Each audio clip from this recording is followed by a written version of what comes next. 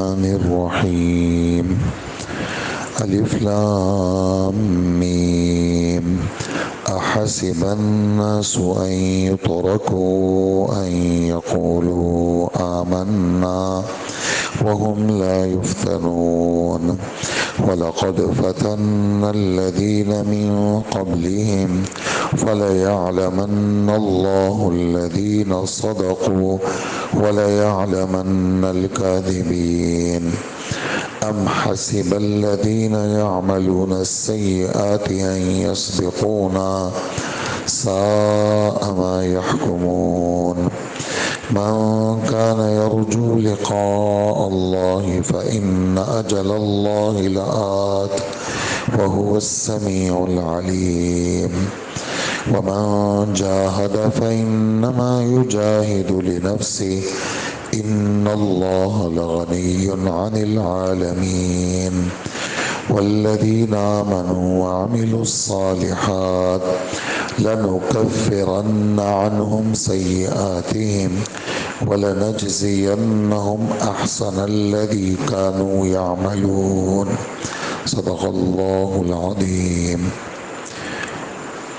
یہ قرآن پاک کی 20ویں پارے کی صورت ہے، سورہ عنکبوت،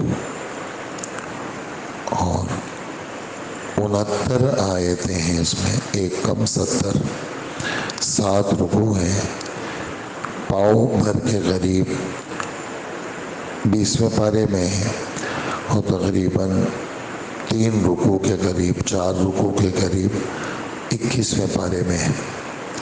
یہ سورت اس وقت نازل ہوئی جب مکہ مکرمہ میں مسلمان مختلف قسم کی تکلیفوں میں گھیرے ہوئے تھے، اور یہ پریشانیاں تھیں، بعض لوگوں کی ہمت ٹوٹنے لگتی تھی۔ حضرت عمار ابن یاسر، ان کے والد یاسر، ان کی والدہ سمیہ رضی اللہ عنہ بڑی تکلیفوں میں تھی۔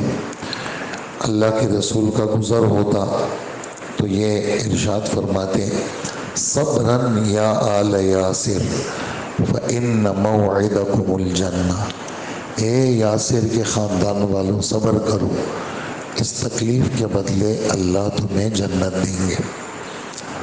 اسی طرح آپ پچھلے انبیاء کے قصے سناتے، جیسے آپ حرم میں تھے، ایک مسلمان تشریف لائے، اللہ کے رسول ہم بڑی تکلیفوں میں ہیں۔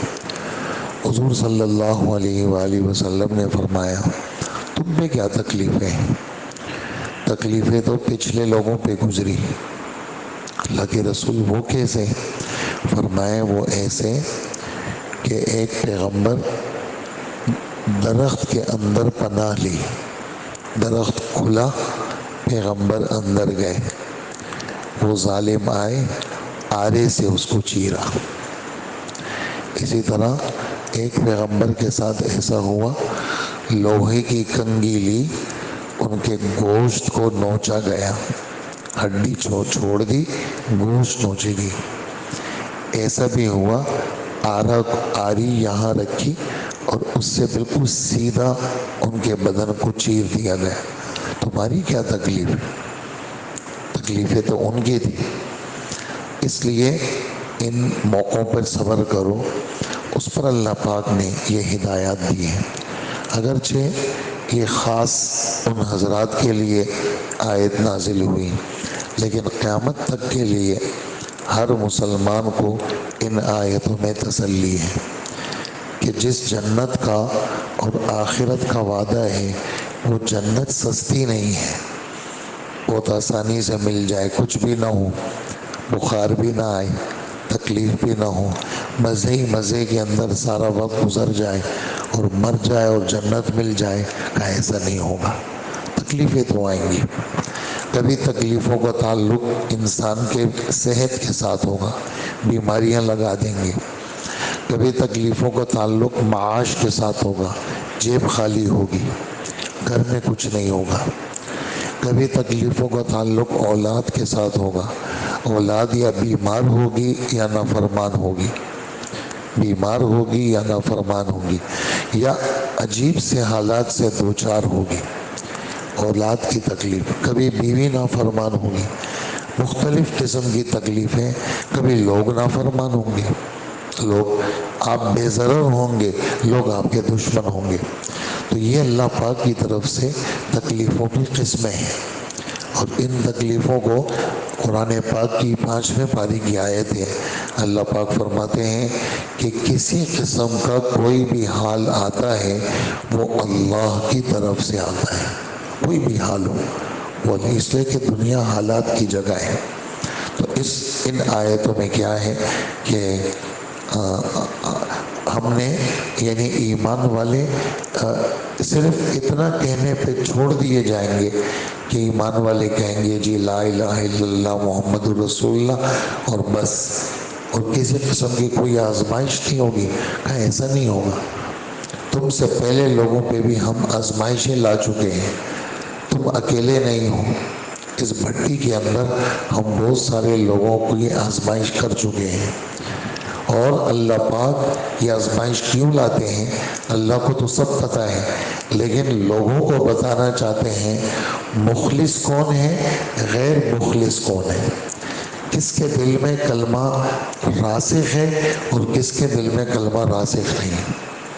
حالات اچھے ہیں تو پہلی صف ہے، حالات خراب ہو گئی تو نماز بھی چھوڑ دی۔ اللہ پاک قرآن میں اس کو تھوڑا سا 17ویں پارے میں یوں فرماتے ہیں وَمِنَ النَّاسِ مَن يَعْبُدُ اللَّهَ عَلَى حَرْفٍ، لوگوں میں سے بعض ایسے ہیں جو کنارے پہ خدا کی عبادت کرتے ہیں، فَإِنْ أَصَابَهُ خَيْرٌ اطْمَأَنَّ بِهِ، اگر حالات اچھے ہو گئے تو کہتے ہیں یار بڑا اچھا مذہب ہے، جب سے مسلمان ہوا ہوں دن بدن فائدہ ہی فائدہ ہے، بہت اچھا مذہب ہے۔ وَإِنْ أَصَابَتْهُ فِتْنَةٌ، اور اگر حالات خراب ہو جائیں تو پیچھے چلا جائے، خسرت دنیا والآخرہ، دنیا بھی گئی اور آخرت بھی گئی۔ تو یہ اللہ پاک تسلی دے رہے ہیں، اور پھر کافروں کو سنا رہے ہیں جو لوگ ایمان والوں کو ستاتے ہیں وہ ہمارے ہاتھ سے چھوٹ نہیں سکتے، ان کی یہ حرکتیں بہت بری حرکتیں ہیں، اور ایمان والوں پریشان نہیں ہونا، یہ تو چند روزہ ہے بس، حالات اچھے ہو جائیں گے، اور اگر حالات اچھے نہیں بھی ہوئے آخرت آ جائے گی، اور اللہ جل جلالہ کے ساتھ کیا ہوگی، ملاقات ہوگی، اور سارے غم غلط ہو جائیں گے۔ ایمان والے جب جنت میں جائیں گے ان کی زبانوں پہ ایک جملہ آئے گا جو 22ویں پارے سورہ فاطر میں ہے، کیا؟ ایمان والے کہیں گے الحمدللہ الذی اذہب عنا الحزن، لاکھ لاکھ شکر ہے اللہ کا جس نے سارے غم ختم کر دیے، ان ربنا لغفور شکور، ہمارا رب بخشش والا ہے اور قدردان ہے، اس نے ہماری قدر کی ہے، ہمیں عزت دی ہے ہمارے رب نے۔ تو آخرت کیا ہے ایمان والوں کے لیے زبردست ہے۔ یہاں بھی جب آدمی یہ والی بات سوچتا ہے، میں سورہ تغابن کی آیت پڑھوں گا کہ ما اصاب من مصیبت الا باذن اللہ، کسی کو کسی قسم کی کوئی بھی مصیبت آتی ہے وہ اللہ کے حکم سے آتی ہے۔ کسی کو اب اسی جملے میں مزہ ہے، یہ والا جو جملہ ہے نا اسی میں ہی مزہ ہے کہ بھئی اللہ کی طرف سے ہے بس۔ اور پھر جب یہ والا سوچتا ہے کہ واللہ یحب الصابرین، صبر والوں سے تو اللہ محبت کرتے ہیں، ان اللہ مع الصابرین، اور صبر کرنے والوں کے ساتھ ہیں اللہ پاک۔ اور ایسے موقع پر وَمَن يُؤْمِن بِاللَّهِ، آدمی اپنے ایمان کو تازہ کرے، یہدی قلبہ، اللہ اس کے دل کو دلاسا دیتے ہیں، اس کے دل کو ہدایت دیتے ہیں۔ اور ایمان والوں کا تو بھروسہ ہی اللہ پر ہے، وعلی اللہ فلیتوکل المؤمنون۔ اور پھر فرمایا اللہ لا الہ الا ہو، یہ سورہ تغابن ہے، اللہ کے سوا کوئی معبود نہیں، اور اللہ پاک ہر چیز کو جانتے ہیں۔ ایمان والے تو اللہ پہ بھروسہ کرتے ہیں۔ تو جب یہ والی باتیں آدمی سنتا ہے تو آدمی کہتا ہے کہ بھائی ہمیں تو اسی تکلیف میں کیا ہے مزہ ہے. جیسے حضرت ایوب علیہ السلام بیمار تھے اور گھر بھی ڈوب گیا اور بچے بھی ڈوب گئے، مال بھی ڈوب گیا، بدن بھی، کیا حال ہے. حضرت فرمایا حال اتنا اچھا حال ہے کہ سب سے زیادہ مزہ اس میں آتا ہے جب اللہ مجھ سے پوچھتے ہیں کہ ایوب کیا حال ہے. تو کہا اس حال کے پوچھنے میں جو مزہ ہے وہ صحت کے زمانے میں کہاں وہ مزے ملتے ہیں. کیونکہ صبر، تکلیف، بیماری میں بندے کو معیت کا احساس ہوتا ہے کہ اللہ ساتھ ہے. تو کسی بھی حال کے اندر آدمی یہ سمجھے کہ اللہ کی طرف سے ہے اور اللہ میرے ساتھ ہے، تو پھر آدمی کو وہ حال پریشان نہیں کرتا. اور اس حال کے اندر آدمی کو کیا ہے، وہ مجذوب رحمۃ اللہ علیہ کا شعر ہے، اس کا ایک ٹکڑا ہے، وہ فرماتے ہیں یار جس حال میں رکھے وہی حال اچھا ہے. یار یعنی اللہ کی ذات، یار مانے محبوب، اور محبوب صرف اللہ ہے. یار جس حال میں رکھے وہی حال اچھا ہے. تو ایمان والوں کو گھبرانا نہیں چاہیے، اور جو جو مشقت آتی ہے تو اس مشقت کا فائدہ اسی کو ملے گا، کسی اور کو نہیں ملے گا. اللہ کو کیا ملے گا؟ اللہ تو بے نیاز ہے. لہٰذا ایمان اور عمل والے سب سے پہلے اللہ ان کے گناہ معاف کریں گے اور ان کو ان کے عملوں سے بہترین بدلہ دیں گے. تو یہ جو باتیں ہوتی ہیں، جس قسم کا بڑا سے بڑا پہاڑ ہو آدمی پر وہ چورا چورا ہو جاتا ہے. کیوں؟ وہ اللہ اس کے ساتھ ہے اور اللہ اس کے کاموں کو بنانے والے ہیں، اللہ مشکلات کو حل کرنے والے ہیں. تو یہ ہے ہمارے رب کی باتیں. اللہ پاک ہمیں عمل کی توفیق عطا فرمائے. فرماتے ہیں میں شروع کرتا ہوں اللہ کے نام سے جو بہت مہربان اور انتہائی رحم والے ہیں. الف لام میم. اس کا مطلب اللہ ہی کو معلوم ہے. حسب الناس ان یترکوا، لوگوں کا یہ گمان ہے کہ ان کو یوں ہی چھوڑ دیا جائے گا صرف اس کہنے پر کہ ہم مسلمان ہیں، ہم ایمان لے آئے، اور ان کو آزمایا نہ جائے. یہ نہیں ہو سکتا. حالانکہ ہم نے ان سب کی آزمائش کی ہے جو پہلے گزرے ہیں. ہر آدمی کی آزمائش اس کی شان کے مطابق. ہمارے نبی حضرت محمد مصطفیٰ صلی اللہ علیہ وسلم فرماتے ہیں کہ سب سے زیادہ سخت بلائیں، آزمائشیں نبیوں پر آتی ہیں. پھر جو خدا کے جتنے قریب ہوتا ہے اس میں اتنی آزمائشیں آتی ہیں. اور یبتلی الرجل بصلب دینہ، آدمی کی آزمائش اس کے دین کی مضبوطی کی وجہ سے. جتنا دین میں مضبوط اتنی آزمائش سخت، جتنا دین میں مضبوط اتنی اس کی آزمائش سخت ہوگی. تو اللہ پاک ظاہری طور پر یہ دیکھنا ہے. یہ ترجمہ اس لیے کریں گے، مطلب اگر لفظی ترجمہ کریں گے تو اس کا مطلب یہ ہے تاکہ اللہ کو پتہ چل جائے سچے کون ہیں اور جھوٹے کون ہیں. یہ ترجمہ نہیں ہوگا. اگر کوئی آدمی کہتا ہے میں ڈکشنری دیکھ کر کے ترجمہ کروں گا تو اس کا لفظی ترجمہ یہی ہے تاکہ اللہ معلوم کر لیں سچا کون ہے جھوٹا کون ہے. تو اللہ کو تو سب پتہ ہے، یہ ترجمہ نہیں کریں گے. اللہ کو تو سب کچھ پتہ ہے. یہ ترجمہ کریں گے ظاہری طور پر لوگوں کو بتا دیں، لوگوں کے سامنے ظاہر کر دیں کہ سچا کون ہے جھوٹا کون ہے.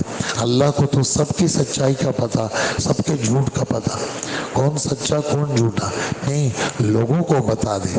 یہ ترجمہ اس لیے کریں گے تاکہ خدا کے علم میں کمزوری لازم نہ آئے.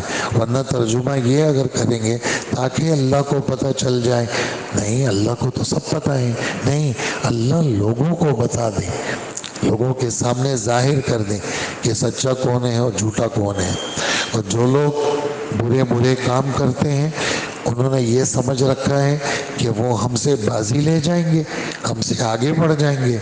بہت برا اندازہ ہے جو ان کے ذہنوں میں یہ بات ہے کہ ہم اللہ کو ہرا دیں گے، ہم خود جیت جائیں گے.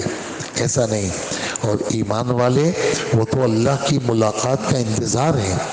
حضرت عائشہ رضی اللہ عنہ حضور صلی اللہ علیہ وسلم سے حدیث نقل کرتی ہیں، فرماتی ہیں جو اللہ کی ملاقات چاہتا ہے اللہ بھی اس کی ملاقات چاہتے ہیں، اور جو اللہ کی ملاقات ناپسند کرتا ہے اللہ بھی اس کی ملاقات کو ناپسند کرتے ہیں۔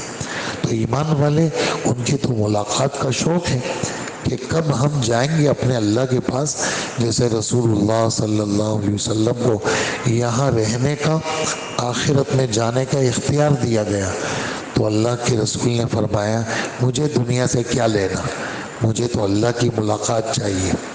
اور جب آپ کی بالکل وفات ہو رہی تھی، بالکل آخری جملہ جو آپ کی زبان سے نکلا وہ جملہ یہ تھا، اے اللہ مجھے تو بلند و بالا دوست چاہیے، مجھے تو بلند و بالا دوست چاہیے۔ یعنی وہ کون ہے؟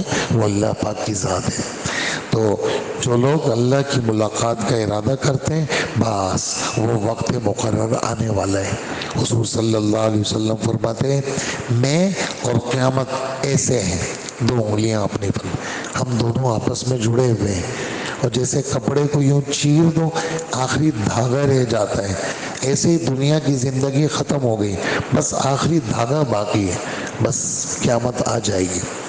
اور اللہ ہر ایک کی ہر بات کو سننے والے اور دلوں کے حال کو جاننے والے ہیں۔ اور جو شخص بھی ہمارے دین کے لیے مشقت اٹھاتا ہے وہ اپنی ذات کے لیے اٹھاتا ہے، اور اللہ پاک تو کیا ہے تمام جہان والوں سے بے نیاز ہے۔ جو لوگ ایمان لائے اور نیک عمل کیا ہم ان کے گناہوں کو ضرور صاف کر دیں گے۔ نیکیاں اور ایمان سے تو پچھلے سارے گناہ معاف ہو گئے، ایمان کی حالت میں کوئی گناہ ہوا ہے اللہ اس کو بھی کیا کر دیں گے؟ صاف کر دیں گے، اور ان کے عملوں سے بہترین بدلہ ان کو ضرور عطا فرمائیں گے۔ اللہ پاک ہمیں عمل کی توفیق عطا فرمائے۔